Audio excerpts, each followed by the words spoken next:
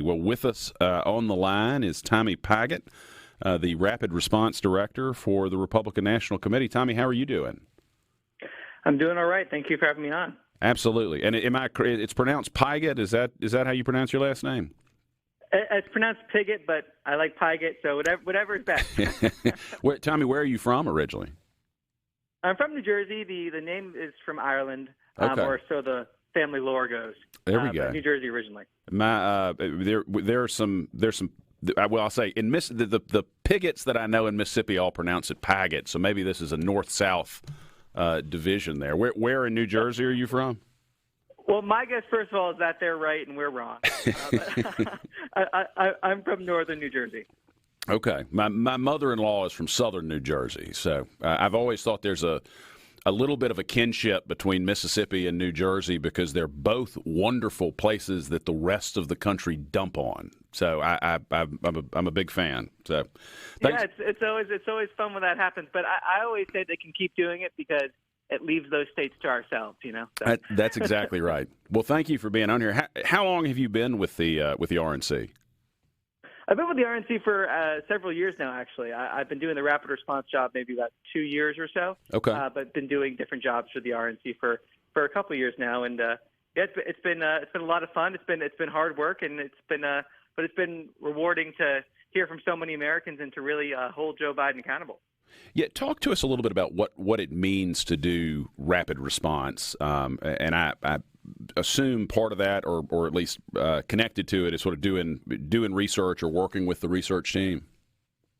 Yeah, 100%. So basically, it's to have first in terms of working with the research team, having a bank of facts that we could draw upon to really, in this case, hold Joe Biden accountable or Democrats accountable. So an example might be talking about the deficit or talking about different programs that Joe Biden used to support when he was vice president or senator, and calling him out saying, hey, you used to believe this was a bipartisan thing, and now you're over here on the far left. But basically, day to day as rapid response director, you kind of look at what's happening in the political landscape, and you're kind of the tip of the spear, if you will, to respond to what's happening. So if Biden puts out a proclamation or Biden gives a speech, or one of the things that we do at RNC Research on Twitter is to really call out clips of Joe Biden saying things that aren't true, things that are missing context.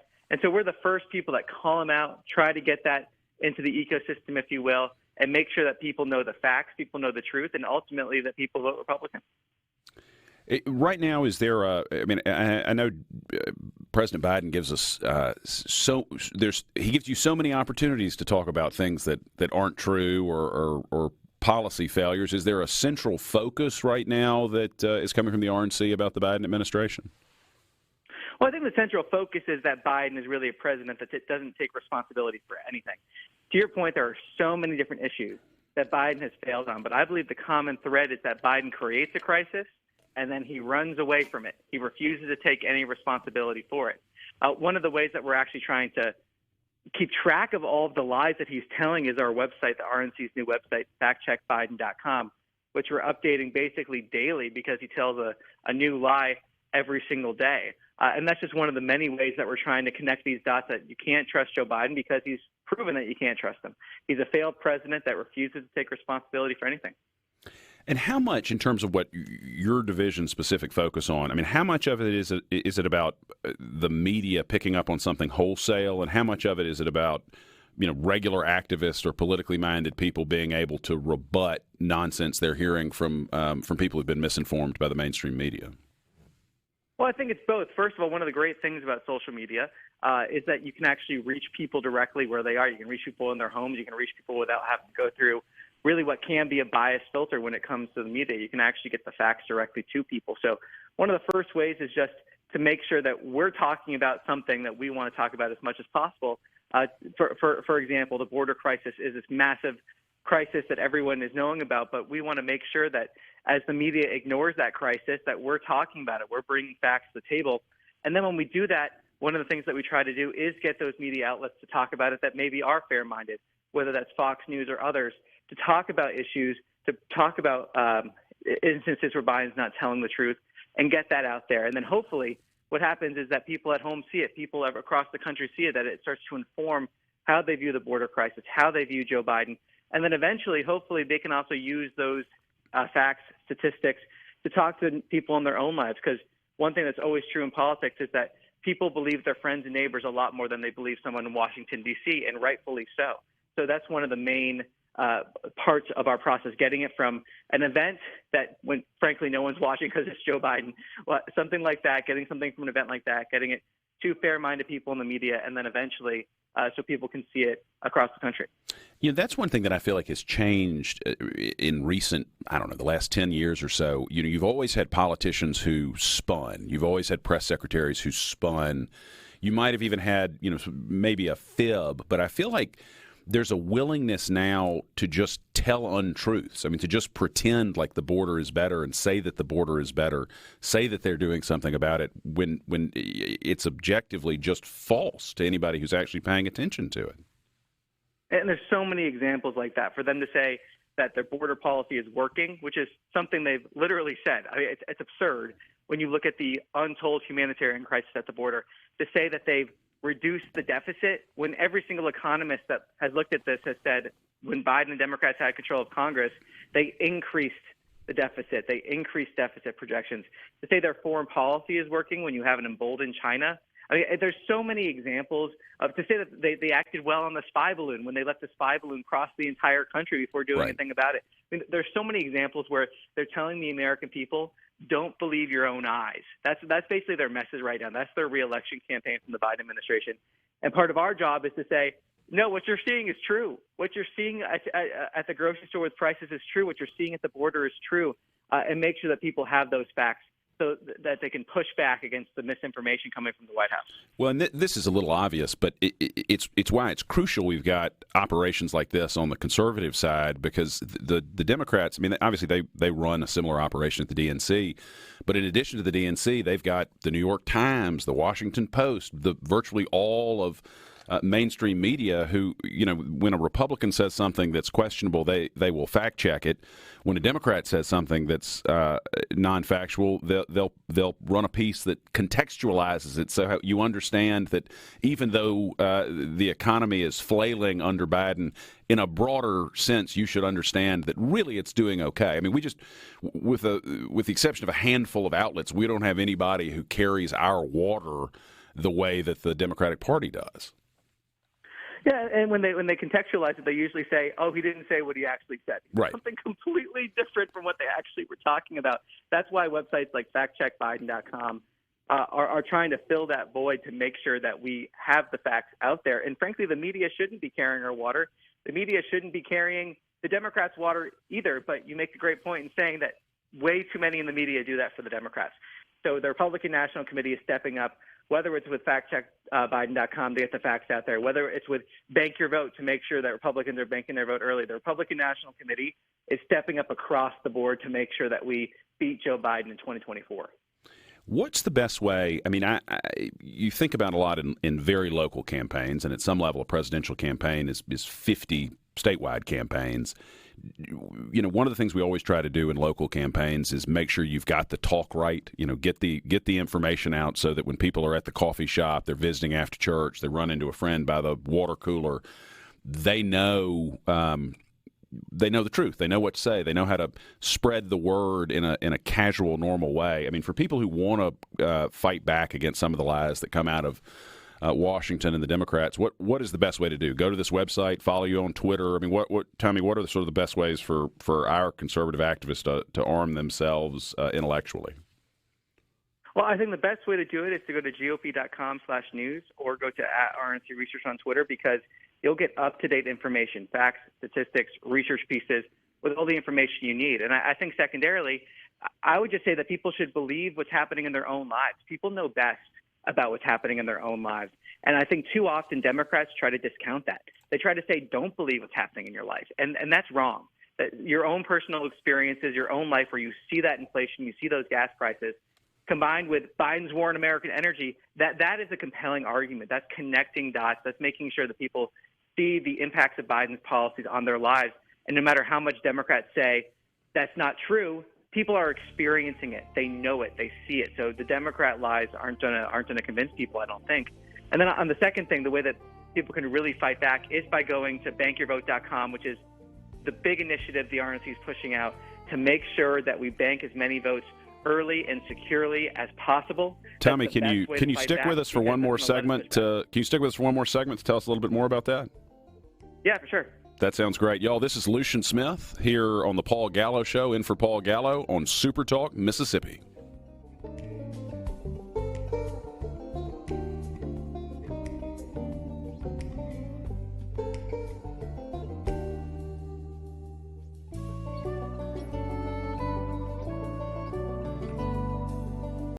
Good morning, everybody. This is Lucien Smith in for Paul Gallo here on the Gallo Radio Show on SuperTalk, Mississippi. We're coming to you live from the Trustmark Bank studio. Life's beautiful when your bank fits you to a T. Trustmark, people you trust. Advice that works. To learn more, go to trustmark.com, member FDIC. Well, with us on the line is Tommy Pigott, the Rapid Response Director for the Republican National Committee. Tommy, thanks again for taking the time to be with us. Of course. Thanks for having me on. Well, we were starting to talk about, just before the break, the Bank Your Vote effort by the RNC. Tell us a little bit about what that is and why it's important. Well, basically, it's a two-part effort. The first is building on the RNC's really unprecedented Protect Your Vote infrastructure in 2022. We can now ask people to bank their vote, which means that by going to bankyourvote.com, you can take the pledge to bank your vote early, to get your vote in either absentee, early in-person voting, whatever it may be, to make sure you bank it securely. And then you can sign up to protect your vote, whether that's by signing up to be a poll watcher, a poll observer. And it's so important because, to use this metaphor, why would you wait until the fourth quarter to start scoring points when you can score points the entire game?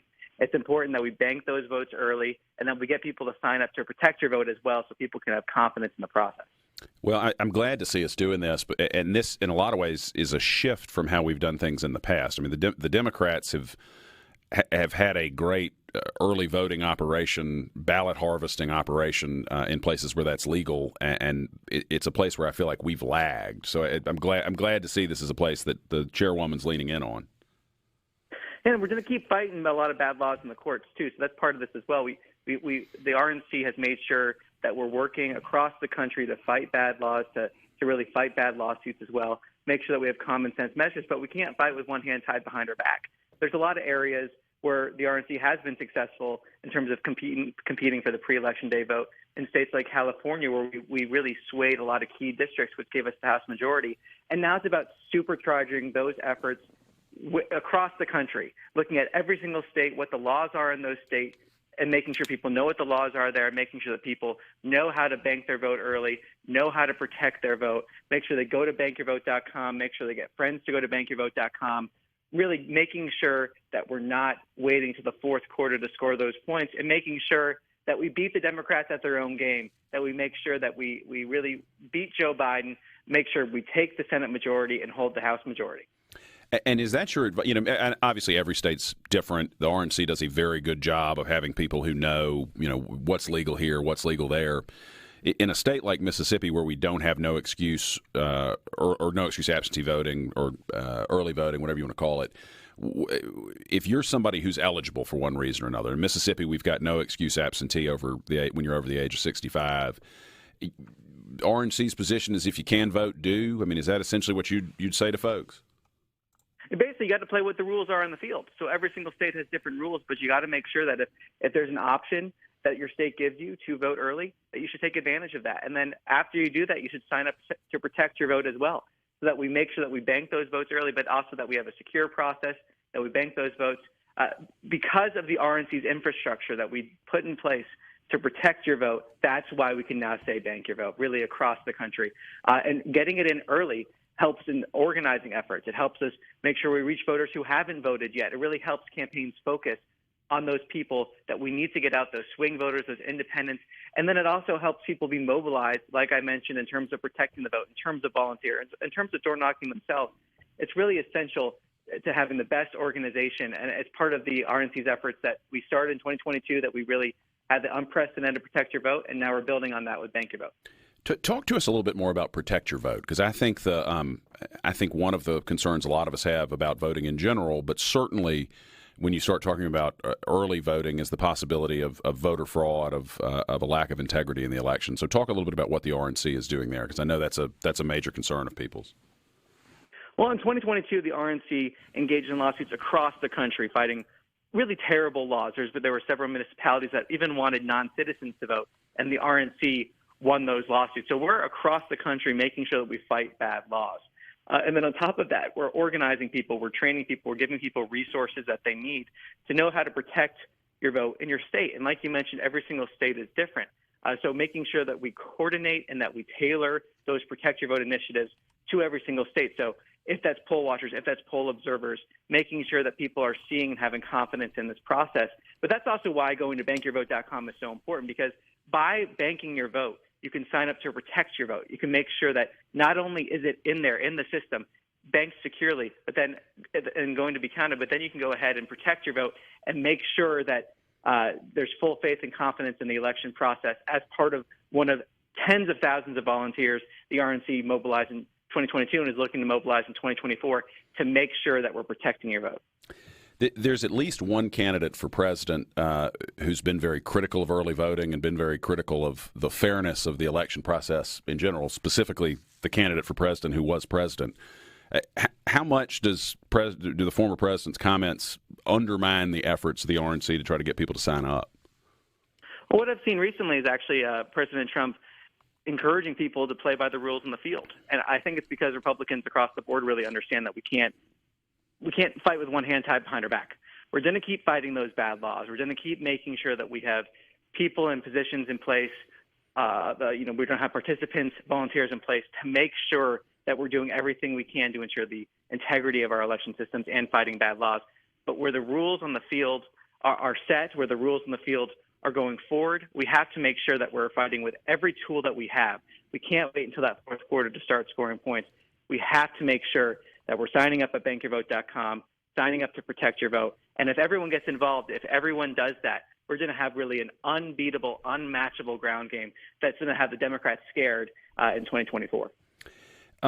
Speaking of 24, we're obviously the process of choosing the Republican nominee has begun, not the formal process of elections, but we're starting to see a lot of people get into the field. Talk a little bit about the role of the Republican National Committee in selecting the presidential nominee. Well, the voters select a nominee. The RNC does not select a nominee. The RNC is neutral in terms of that process. And I think that's actually the way that it should be. That's how democracy should function. But one of the things that the RNC does do is put on the debates, make sure that during the primary we're still holding Joe Biden accountable, and also setting that infrastructure up with things like Bank Your Vote, with things like Protect Your Vote, setting that infrastructure up now so that when the candidate becomes the nominee, there's an infrastructure in place that lets them go forward 100%. It's one of the things that Democrats right now really invest in the infrastructure. Republicans like to invest and fall in love with candidates. That's what we've kind of seen in the last few cycles. And we can't wait until we have a nominee to really start getting involved. So the RNC is laying that infrastructure now, which is essential. It's essential to making sure that when we have a nominee, they can go full board, they can go 100% without stopping, hold Joe Biden accountable, and make Joe Biden a one-term president. That's an important point, both what you said at the end, but also at the beginning, that the RNC is neutral, because I have a lot of listener feedback where they say, well, are they worried about this candidate? Are they worried about that candidate becoming the nominee? And my experience, both having been a state chairman and having served on the RNC, people may have private worries, but the RNC as an institution isn't going to express those worries publicly, because the goal is to run a fair process that chooses who the nominee is. That's exactly right. And my only preference, my number one preference, is that Joe Biden's a one-term president. And I think Republican voters are going to choose who they want their nominee to be. And one of the great things about a primary is that you can have those debates about what the Republican Party who the Republican Party wants their nominee to be. And I believe that makes the nominee stronger, because they've been talking to voters. I mean, look at the difference between Republican candidates that are right now going across the country, talking to voters, hearing what voters care about, versus Joe Biden, who goes on vacation constantly, who hasn't held a single public campaign rally since announcing his reelection campaign. I mean, that's the difference right now. Republicans going out there talking to voters, Joe Biden hiding in his basement once again. And the only preference the RNC has is that Joe Biden is a one-term president. Tommy, I know because of the obligation to be neutral, you may have to dodge this one too. But how nervous? President Trump has not stopped talking about how the 2020 election was stolen, which had, I think had to have cost us the Senate elections in Georgia that year in the runoff. I mean, how nervous are people at the prospect that a lot of conservative voters are convinced their vote won't count and so just won't show up in 24 again? Well, I think that should be more of a motivator for people. I think people should look, if they're concerned about the election process, and sign up at bankyourvote.com and to make sure that they're helping to protect your vote. This is something that if we all get involved, if we all use this as a motivation to make sure that our process is fair, that's how we ensure a fair process. So if people are looking at what President Trump said or other people said and feeling discouraged, they should instead use that as a motivator. Be motivated by the fact that Democrats right now are trying to force the worst policies down our country's throat, maybe in modern history. So we need to get involved. We need to make sure that we have volunteers that are going to help us ensure that your vote is protected, that your vote is banked. And so I would encourage everyone that's feeling discouraged to instead be motivated. We have to get in this fight to save our country. Tommy, we got about 10 seconds left. Tell us one more time, what are the websites and the Twitter handle they should be checking out? Well, first, bankyourvote.com to take the pledge to bank your vote early. Then GOP.com/news to get those facts and figures. And at RNC Research to make sure you're staying up with the latest and greatest in terms of holding Joe Biden accountable. Well, thank you for taking the time to be with us, and thanks for everything the RNC is doing to make sure that conservatives are successful in 24. Y'all, we've had Tommy Pigott with the RNC with us. This is Lucien Smith in for Paul Gallo on the Gallo Radio Show on SuperTalk, Mississippi.